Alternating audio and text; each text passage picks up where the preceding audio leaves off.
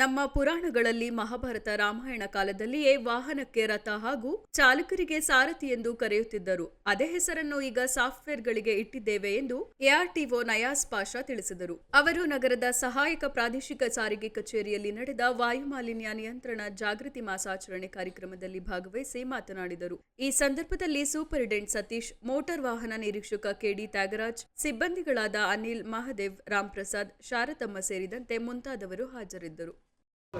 ಅದನ್ನ ಕರೆಕ್ಟಾಗಿ ಕಾಪಾಡ್ಕೋಬೇಕು.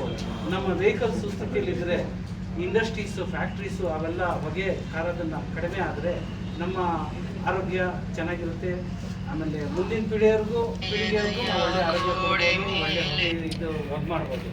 ಹಾಗಾಗಿ ಆರೋಗ್ಯದ ಬಗ್ಗೆ ಗಮನ ಕೊಡಿ. ನಿಮ್ಮ ಗಾಡಿ ಮೇಂಟೈನ್ ಮಾಡ್ತೀರಾ, ಒಂದೊಂದು ಮನೆಯಲ್ಲಿ 2, 3, 4 ಗಾಡಿ ಇರ್ತವೆ. ಎಲ್ಲದಕ್ಕೂ ಸರ್ವಿಸ್ ಮಾಡಿಸಿ ಚೆನ್ನಾಗಿ ಇಟ್ಕೊಳ್ಳಿ. ಹೊಗೆ ಬಂತ ಸರ್ಟಿಫಿಕೇಟ್ ಮಾಡಿಸಿ, ಯಾವ ಕಾರಣಕ್ಕೆ ಹೊಗೆ ಬರ್ತಿದೆ ಅದನ್ನು ಟೆಸ್ಟ್ ಮಾಡಿಸಿ ಇಮಿಡಿಯೇಟಾಗಿ ರೆಡಿ ಮಾಡಿಸಿ. ಇದೆಲ್ಲ ಮಾಡ್ತಾ ಹೋದರೆ ನಾವು ಏನೋ ಕೊಡ್ತಿದ್ರು ನಮ್ಮ ಪೀಳಿಗೆಯವ್ರಿಗೆ ಇದೊಂದಾದರೂ ಒಂದು ಗಿಫ್ಟ್ ಕೊಡ್ಬೋದು. ಹಾಗಾಗಿ ಏನೇ ಮಾಡಿದ್ರು ಆಮೇಲೆ ನಾವು ಇದ್ರ ಬಗ್ಗೆ ಎಷ್ಟು ಇಂಪಾರ್ಟೆನ್ಸ್ ಕೊಡ್ತೀವಿ ಅಂದರೆ ವೆಹಿಕಲ್ಸ್ ಬಗ್ಗೆ. ಈಗ ನಮ್ಮ ಪುರಾಣಗಳಲ್ಲಿ ಮಹಾಭಾರತ ರಾಮಾಯಣ ಕಾಲದಲ್ಲೇ ಅದಕ್ಕೆ ಇಂಪಾರ್ಟೆನ್ಸ್ ಕೊಟ್ಟಿದ್ರು. ರಥ ಅಂತಿದ್ರು ವಾಹನಕ್ಕೆ ಮೊದಲು. ಆವಾಗ ಈಗ ನೀವೇನು ಚಾಲಕ ಅಂತಿರೋ ಆವಾಗ ಸಾರಥಿ ಅಂತಿದ್ರು. ಈಗ ಅದೇ ಹೆಸರುಗಳನ್ನ ನಾವು ನಮ್ಮ ಸಾಫ್ಟ್ವೇರ್ಗಳಿಗೆ ಇಟ್ಟಿದ್ದೀವಿ.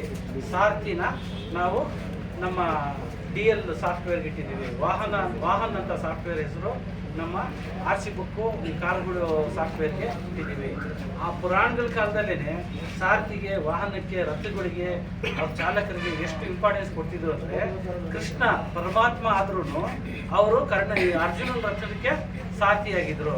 ಅವ್ರ ಯುದ್ಧಕ್ಕೆ ಇಳಿದಲೇ ಇದ್ರು ಕುರುಕ್ಷೇತ್ರದಲ್ಲಿ ಅವ್ರನ್ನ ಸಾರಥಿಯಾಗಿನೇ ಯುದ್ಧನ ಗೆಲ್ಲಿಸ್ಕೊಟ್ರು. ಅರ್ಥ ಆಯ್ತಾ? ಆ ಥರ ನಮ್ಮಲ್ಲಿ ಪುರಾಣಗಳಲ್ಲೇ ರಥಕ್ಕೆ ಆಗಲಿ ಅಂದರೆ ವಾಹನಕ್ಕೆ ಆಗಲಿ, ಚಾಲಕ ಅಂದರೆ ಸಾರಥಿ, ಅವಾಗಲೇ ಅಷ್ಟು ಇಂಪಾರ್ಟೆನ್ಸ್ ಕೊಡ್ತಿದ್ರು. ನೀವು ಯಾಕೆ ಈಗ ಇಂಪಾರ್ಟೆನ್ಸ್ ಕೊಡೋದಿಲ್ಲ? ಈಗ ಯಾಕೆ ನೆಗ್ಲೆಕ್ಟ್ ಮಾಡ್ತೀರಾ? ಅದನ್ನು ನಾವು ಅವಾಗಲೇ ನಮ್ದವರು. ಈಗಲೂ ನೀವು ಆಯುಧ ಪೂಜೆಗೆ ಎಲ್ಲ ಗಾಡಿಗಳಿಗೂ ಪೂಜೆ ಮಾಡ್ತೀರಾ. ಅದರ ಅರ್ಥ ಏನು? ಇಂಪಾರ್ಟೆನ್ಸ್ ಕೊಡಬೇಕು, ಇನ್ನೂ ಜಾಸ್ತಿ ಕೊಡಬೇಕು ಗಾಡಿಗಳಿಗೆ. ನಮ್ಮ ರಥ ನಮಗೆ ಪ್ರಾಣಕ್ಕೆ ಹಾನಿ ಆಗಬಾರ್ದು, ಅದನ್ನು ಚೆನ್ನಾಗಿ ನೋಡ್ಕೊಂಡ್ರೆ ಪೂಜೆ ಮಾಡಿದ್ರೆ ನೆಕ್ಸ್ಟು ಅದು ನಮ್ಮನ್ನು ಚೆನ್ನಾಗಿ ನೋಡ್ಕೊಳ್ಳುತ್ತೆ ಅನ್ನೋ ಮನೋಭಾವದಲ್ಲಿ ನಾವು ವೆಹಿಕಲ್ಸ್ನ ಪೂಜೆ ಮಾಡ್ತೀವಿ.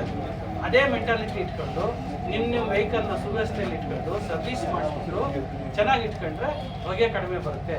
ಈ ತಿಂಗಳೆಲ್ಲ ನಮ್ಮದು ಪೂರ್ತಿ ತಿಂಗಳೆಲ್ಲ ಇದೇ ಕೆಲಸ ಮಾಡ್ತೀವಿ ನಾವು. ಹುಣಸೂರು, KR ನಗರ, ಪೆರಿಯಾಪಟ್ಟಣ, HD ಕೋಟೆ ಎಲ್ಲ ಕಡೆನೂ ಈ ಥರ ನಾವು ಮಾಸಾಚರಣೆಗೆ ಅಲ್ಲೆಲ್ಲ ಹೋಗಿ ಜಾಗೃತಿ ಮೂಡಿಸ್ತೀವಿ. ಹಾಗಾಗಿ ಎಲ್ಲರೂ ನೀವು ಅದಕ್ಕೆ ಬೆಂಬಲ ಕೊಡಬೇಕು.